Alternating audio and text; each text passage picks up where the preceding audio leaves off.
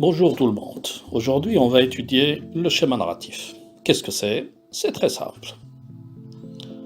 Le schéma narratif permet de mieux comprendre le déroulement d'un récit. Il est constitué de 5 étapes.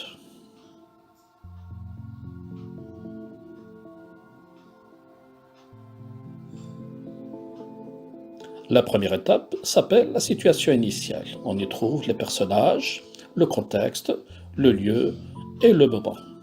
C'est-à-dire que cette première étape répond à certaines questions comme qui, quoi, où et quand. Et puis, un événement vient perturber la situation initiale. C'est la deuxième étape qui s'appelle l'élément perturbateur. Un événement se produit, un problème apparaît, les personnages de l'histoire doivent réagir, entrer en action. Elle est marquée généralement par un indicateur temporel comme un matin, un jour, etc.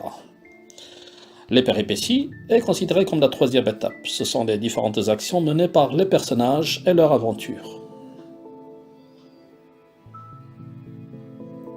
À l'issue des péripéties, vient la quatrième étape qu'on appelle le dénouement. Le personnage parvient à trouver une solution au problème. Donc, le problème est résolu. Le problème qui a été introduit à l'élément perturbateur. Enfin, on arrive à la situation finale.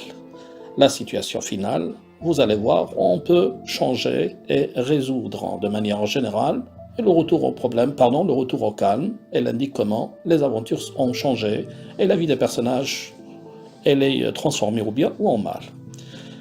Si nous voulons récapituler, le schéma narratif comporte 5 étapes. La situation initiale, l'élément perturbateur, les péripéties, le dénouement et la situation finale. J'espère que vous avez bien compris. C'est une leçon facile, mais en même temps, c'est une leçon qui demande un peu d'effort.